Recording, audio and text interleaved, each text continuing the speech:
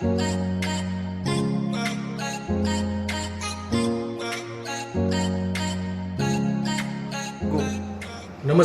મિત્રો, આજે હું આપની સમક્ષ એનઈપી સેશન 2 લઈને હાજર થયો છું. આપણે સેશન 1માં ઓલરેડી એનઈપીનું મહત્વ, એની જરૂરિયાત અને એના બ્રીફ હિસ્ટ્રીની વાત કરી. આ સેશનમાં હું આપની સાથે એનઈપીમાં અને કરંટ એજ્યુકેશન સિસ્ટમમાં કયા મેજર ડિફરન્સીસ છે એના વિશે સહેજ વાત કરવા માંગુ છું. એનઈપી એટલે નેશનલ એજ્યુકેશન પોલિસી, જે આપણા આખા દેશમાં ઇમ્પ્લિમેન્ટ થવાની છે.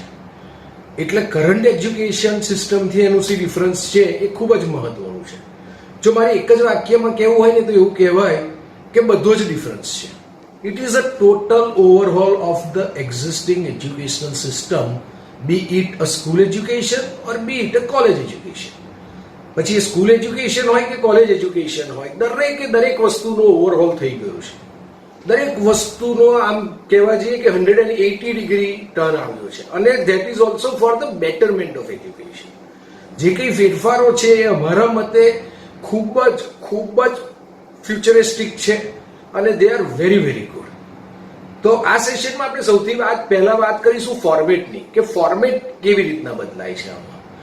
તો અત્યારે હું અહીંયા આગળ આજના સેશનમાં હું કોન્સન્ટ્રેટ કરીશ સ્કૂલ ફોર્મેટિંગ વિશે.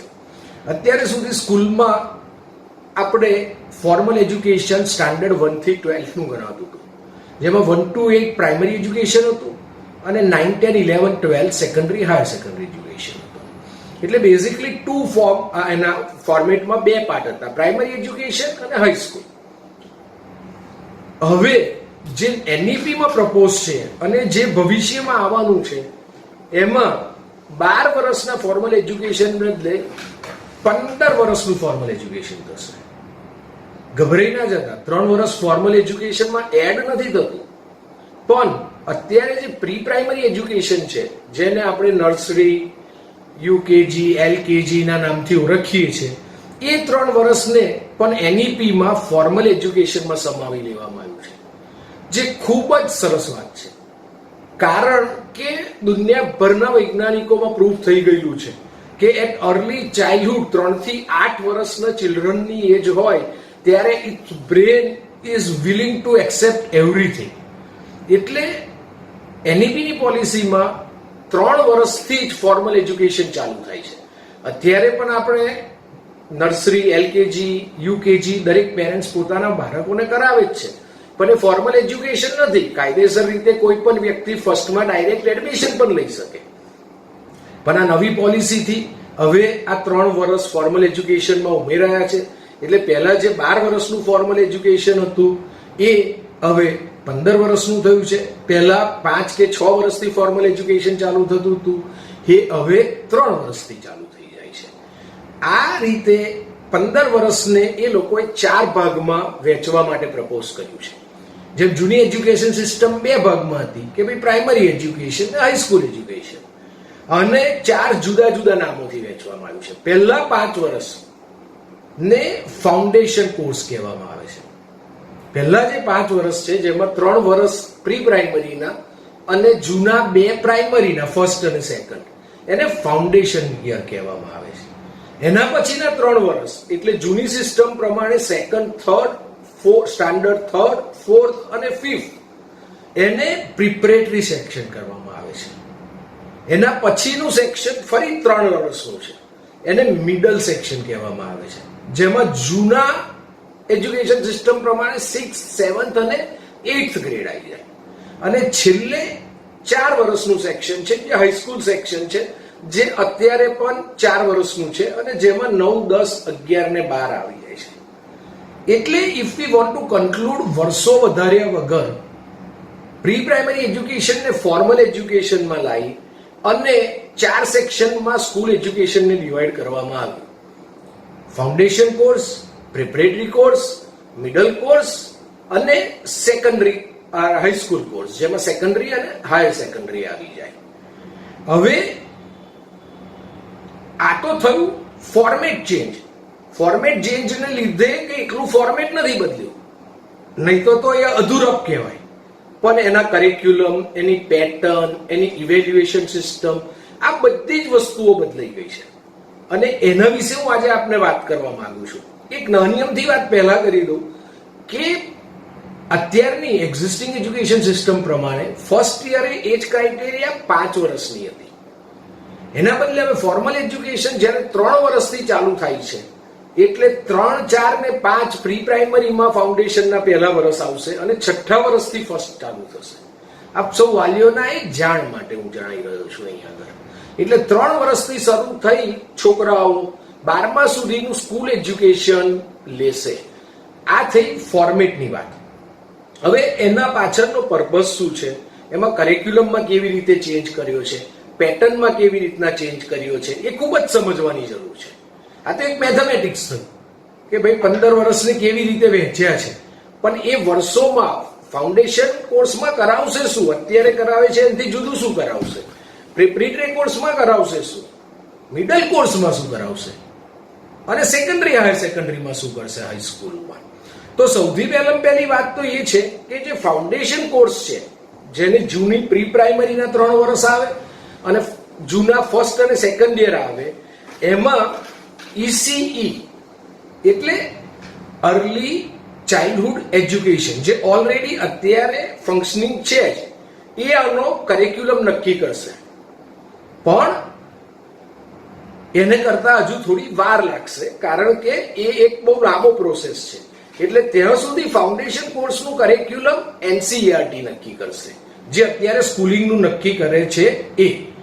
બરાબર. એમાં મેઇન ડિફરન્સ એ છે, જે અત્યારની સિસ્ટમમાં ને એમાં, કે it will be playful way of learning, it will be activity based learning. એમાં કોઈ પણ જાતના સબ્જેક્ટનું ભારણ વગર સામાન્ય મેથ્સ, બરાબર, લેંગ્વેજ સિવાય કોઈ સબ્જેક્ટ્સોના ચોપડા થોથા નહીં હોય. એક આખા તમે 15 વર્ષમાં જુઓ તો એ લોકો એક બેઝિક ડિફરન્સ એ કર્યો છે કે કરિક્યુલમ ઓછું કર્યું છે. They have thin down the curriculum. કારણ કે એ લોકોને કરિક્યુલમ થીન ડાઉન કરી અને they want to give basically more analytical kind of education, they want to give more critical thinking kind of education. આપણે આગળ પણ વાત થઈ એ પ્રમાણે, instead of how to learn, instead of what to learn, how to learn. એટલે આમાં શીખવા ઉપર ભાર છે, આમાં ક્વોન્ટિટી કરતા ક્વોલિટી ઉપર વધારે ભાર છે. એટલે દરેક સેશનમાં કરિક્યુલમ ઓછું થાય છે. એવું તમને આ શરૂઆતથી જ કહી દઉં કે ભણતરનું ભારણ ઓછું થાય છે. અને એ ઓછું કરવા પાછળનું કારણ એ છે, કારણ કે સરકારે આ NEP થકી એવું વિચાર્યું છે કે કરિક્યુલમ એક્ટિવિટીમાં જ બધી કો કરિક્યુલમ એક્ટિવિટી આવી જાય. કરિક્યુલમ અને કો કરિક્યુલમ એક્ટિવિટી અત્યાર સુધી જુદી હતી. કરિક્યુલમ એક્ટિવિટી એટલે આપણે સબ્જેક્ટ ટીચિંગ જે કહીએ, અને મેથ્સ, સાયન્સ, ઇંગ્લિશ ને એ બધું કરિક્યુલમ ટીચિંગ હતું. Game, sports, literature, drawing, arts, આ બધું કો કરિક્યુલમ એક્ટિવિટીમાં જતું. સરકારે આ પોલિસીથી જો થોડા ઘણા મેજર ચેન્જીસ લાયા હોય, જે મોટાભાગના મેજર ચેન્જીસમાં જે ઉડીને આંખે વર્ગે એવો કોઈ ચેન્જ હોય તો એક આ છે કે સરકારે કરિક્યુલમ અને કો કરિક્યુલમ વચ્ચેનો ભેદ મિટાઈ દીધો છે. Everything is a curriculum activity now. હવે જ્યારે NEPમાં આપણી જોડે આ બધી જ વસ્તુ કરિક્યુલમમાં ઇન્ક્લુડ કર્યું હોય તો ઇટ ઇઝ ઓબ્વિયસ છે કે એને મેથ્સ, સાયન્સ, ઇંગ્લિશનું કરિક્યુલમ થીન ડાઉન કરવું પડે, તો જ દરેક વ્યક્તિ ગેમ, સ્પોર્ટ્સ, ફિટનેસ શીખી શકે. અને આ એક બહુ જ એપ્રિશિએટિવ સ્ટેપ છે કે એ લોકોએ કરિક્યુલમ અને નોન કરિક્યુલમનો ભેદભાવ જ કાઢી નાખ્યો છે. Everything is a curriculum, everything is a part of a school education. ત્યાં સુધી કે તમારું ઇવેલ્યુએશન થશે, તમારા માર્ક્સ આવશે, એ પણ that will be a part of a curriculum. તમારા સ્પોર્ટ્સના માર્ક્સ ગણાશે, તમારા આર્ટ્સના ગણાશે માર્ક, તમારા મ્યુઝિકના ગણાશે, તમારા ડાન્સના ગણાશે. આ બધી જ વસ્તુઓ is a curriculum now. There is no co curriculum. એટલે કો કરિક્યુલમ શબ્દ હવે લગભગ સ્કૂલોમાંથી નીકળી જશે. આ એઝ અ વાલી તરીકે, એઝ અ પેરેન્ટ્સ તરીકે, I think you all will appreciate it. વિદ્યાર્થીઓ તો એને એપ્રિશિએટ કરશે જ, અને સ્કૂલોએ પણ આના માટે તૈયાર રહેવું પડશે કે સાયન્સ, મેથ્સ અને ઇંગ્લિશ સિવાય પણ તમારે you have to include all these things, be it a basic arts, craft, humanitarian, games, sports, fitness, languages, literature, culturals, value, all these things will be taught besides science and maths. એટલે આ એક બહુ મોટો ફેરફાર છે, અને એના માટે કરિક્યુલમ ઓછું કરવું એ બહુ જરૂરી છે. હવે આના ફાઉન્ડેશન કોર્સ પરથી આપણે આવીએ છીએ પ્રેપરેટરી પર 3 to 5. મેં તમને કહ્યું એમ અક્રોસ ધ બોર્ડ દરેક સેક્શનમાં કરિક્યુલમ ઓછું થવાનું છે, અને કો કરિક્યુલમ એક્ટિવિટીને કરિક્યુલમ એક્ટિવિટી બનાવી અને એક હોલિસ્ટિક ડેવલપમેન્ટ માટે આપણે જઈ રહ્યા છે એનઈપી પોલિસી થકી. 3rd to 5 માં again they will start introducing some subjects, બરાબર, without getting very heavy on the curriculum. ત્યાં પ્રી પ્રાઇમરી ટુ સેકન્ડ એટલે ફાઉન્ડેશન કોર્સમાં કોઈ સબ્જેક્ટ ઇન્ટ્રોડ્યુસ થતા જ નહીં. 3rd થી they will start introducing subject, but on a very very lighter note, કે જેનાથી બીજી બધી વસ્તુઓ જે કરવાની છે એને પણ એટલો જ ટાઈમ પણ મળી રહે, પ્રોત્સાહન પણ મળી રહે. આના પછી મિડલ સ્કૂલ આવે 6 to 8. એમાં ઓબ્વિયસલી જે તમે 3 ને 5 માં જે બેઝિક સબ્જેક્ટ શીખ્યા હોય એ સબ્જેક્ટ ને તમારે થોડા ડિટેલમાં શીખવાનું છે. પણ 6 to 8 માં એક બહુ મોટો ફેરફાર આવી રહ્યો છે. 6th થી સરકાર વોકેશનલ ટ્રેનિંગ માટેની છૂટ આપે છે.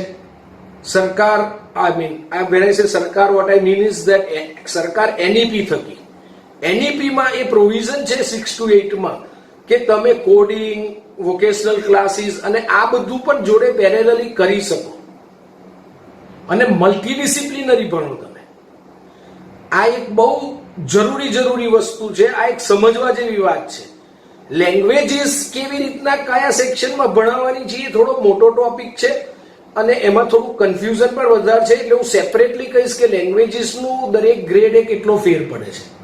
પણ કરિક્યુલમ વાઇઝમાં પહેલા પ્લેફુલ એક્ટિવિટી બેઝડ લર્નિંગ, પછી 3 to 5 માં ઇન્ટ્રોડક્શન ઓફ સબ્જેક્ટ્સ, અને 6 to 8 માં we start looking into the concept clearance, અને we start getting into the detail of the subject. So we get ready for 9 to 12. Again એક સમજવા વાળી વાત છે કે બધી જ જગ્યાએ કરિક્યુલમ થીન આઉટ કરવામાં આવ્યું છે. આના પછી જ્યારે તમે હાઈસ્કૂલમાં આવો એટલે 9 to 12 ની વાત આવે, તો 9 to 12 માં ઓબ્વિયસલી એક બીજો મોટો ચેન્જ ઇન્ટ્રોડ્યુસ કર્યો છે હાઈસ્કૂલમાં, કે એને સેકન્ડરી ને હાયર સેકન્ડરી કર્યું છે. અને જેમ આ પોલિસીમાં કોલેજમાં મલ્ટિપલ એન્ટ્રી ને મલ્ટિપલ એક્ઝિટ છે, એટલે તમે ગમે ત્યારે કોલેજમાં જોડાઈ શકો, બ્રેક લઈ અને ફરી જોઈન કરી શકો, એવું સ્કૂલ સિસ્ટમમાં 10th લેવલે આપણને ઓપ્શન આપ્યો છે. તમે 10th ગ્રેડ કરીને એવું વિચારો કે મારે કોઈ વોકેશનલ કોર્સ કરવો છે, મારે બીજું કશું કરવું છે, મારે બ્રેક લેવો છે, I want to explore something else, you can take a break and then rejoin in 11th. જે ફેસિલિટી અત્યારે નથી. એટલે સ્કૂલ લેવલે you have an exit option at 10th with option of re-entering in 11th. Exit તો બધે option હોય જ, કોઈ પણ માણસ ભણતર છોડી દે તો એક્ઝિટ જ થઈ ગઈ, but then we have an option to re-enter in 11th. એટલે આમાં આ એક વસ્તુ બહુ મહત્વની ઉમેરી છે. એટલે આ રીતનો કરિક્યુલમ આખો ચારેય સેક્શન્સમાં ડિઝાઇન કરવામાં આવશે.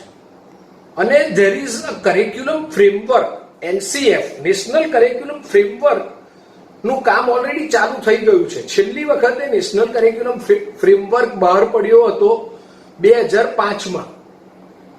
સરકારે આ એનઈપી ઝડપથી ઇમ્પ્લિમેન્ટ થાય એટલે આ પ્રકારે કરિક્યુલમ ડિઝાઇન થાય એ માટે they are going to come up with the NCF 2020 by the end of the year.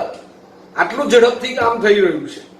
કદાચ કાલના પરમ દિવસના પેપરમાં કોઈ વાંચ્યું હોય કે ન્યૂઝમાં જોયું હોય તો NCERT has met with NCEF people અને they are in a process of accelerating it. અને આ NEP પ્રમાણે કરિક્યુલમ કેવો ડિઝાઇન કરવો જોઈએ કે એનો જે ગોલ છે કે instead of what to think, how to learn, critical thinking, analysis, vocational training add કરવું, રાઈટ, કરિક્યુલમ્સનું એ કરી દેવું. આ બધી વસ્તુઓ કેવી રીતે થાય એ એક બહુ જરૂરી છે.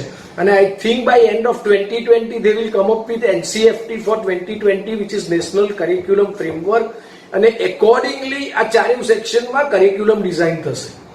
બીજો એક મોટો ફેર 9, 10 અને 11, 12માં એ છે કે તમને you have more options as a student. અહીં આગળ તમે ઘણી બધી વસ્તુઓ સિલેક્ટ કરી શકશો કે મારે કયા સબ્જેક્ટ્સ ભણવા છે. I think this is also very very good introduction કે મને શેમાં ઇન્ટરેસ્ટ છે, મારે શું કરવું છે, અને એ રીતે ભણવું પડશે. આપણે અત્યારે કેવું છે કે 3 કે 4 સ્ટ્રીમ છે, સાયન્સ હોય, કોમર્સ હોય, આર્ટ્સ કે હ્યુમેનિટેરિયન્સ આપણે જે કહીએ, બરાબર. આ 3 કે 4 સ્ટ્રીમ્સ જ છે. પણ હવે આ નવા પેટર્નમાંથી જેમ મેં કહ્યું ને, કરિક્યુલમ કોઈ કો કરિક્યુલમનો ડિફરન્સ નીકળી જાય છે, એમ સ્ટ્રીમનો ડિફરન્સ નીકળી જાય છે. There is no science graduate, commerce graduate, art graduate. Everybody is a graduate with these subjects. You could have a major subject as a science and a minor as a art. એટલે હવે જે science graduate છે, commerce graduate છે, arts graduate છે, એ શબ્દ ભૂસાઈ જાય છે. આ બે મોટા ચેન્જ છે. કો કરિક્યુલમ ને કરિક્યુલમ વચ્ચેની રેખા ભૂસી નાખી છે NEP એ, અને સ્ટ્રીમ્સ જે છે અત્યારની એક્ઝિસ્ટિંગ સ્ટ્રીમ એની રેખા ભૂસી નાખી છે. અને પેરેન્ટ્સે, વાલીએ, સોસાયટીએ પણ આ માઇન્ડસેટ બદલવું પડશે કે છોકરાના ઇન્ટરેસ્ટ પ્રમાણે કરે, આગળ વધે. બધા જ ગ્રેજ્યુએટ છે. Nobody science graduate, commerce graduate કે આર્ટ્સ ગ્રેજ્યુએટ કે એન્જિનિયર કે they are commerce graduate, science graduate ને બદલે you will have graduation, post graduate with this major subject, with this minor subjects. એટલે તમને selection, flexibility in selecting the subject એ 9મા ધોરણથી ઇન્ટ્રોડ્યુસ કરવામાં આવે છે. અને as you go towards the college that will be a huge different ball game altogether કે તમે શું કરી શકો. અને એટલે જ કોલેજ લેવલે there will be universities, then science college and commerce colleges. હવે today I don't have enough time to talk about what will be the difference in the college education because that is also important. આપણે સ્કૂલમાં ભણતા આવીએ છીએ તો કોલેજને મનમાં રાખીને જ ભણતા આવીએ છીએ. એટલે એ પણ આપણે ફરી કોઈક વખતે વાત કરીશું ટૂંકમાં કે કોલેજ એજ્યુકેશનમાં શું ડિફરન્સ આવી રહ્યો છે. પણ આ 4 ફાઉન્ડેશન લેવલે આ રીતના કરિક્યુલમ અને પેટર્નમાં ચેન્જ થવા જઈ રહ્યો છે. અને મને એવું લાગે છે કે જેટલું વહેલું આ વસ્તુનો અમલ થશે એટલું Indian population, Indian society will benefit out of it. હવે પછીની વાત હું તમને સેશન 3માં કરીશ, જેમાં નવા પેટર્ન પ્રમાણે ઇવેલ્યુએશન, આપણે ત્યાં એક્ઝામ્સનું બહુ જ મહત્વ છે. એટલે ઇવેલ્યુએશન કેવી રીતે કરવું થશે નવા સિસ્ટમ પ્રમાણે, એના વિશે આપણે થોડીક વાત કરીશું. નમસ્કાર, જય મહારાજ. અને આ એક છેલ્લી વાત કે અત્યાર સુધીના 2 સેશનમાં કોઈને કોઈ પણ પ્રશ્ન હોય તો પ્લીઝ ફેસબુકમાં કે કોઈ પણ ઓનલાઈન પ્લેટફોર્મ પર કોમેન્ટ્સમાં મૂકજો, જેથી હું આગળના સેશનમાં એને આન્સર આપી શકું. નમસ્તે, જય મહારાજ.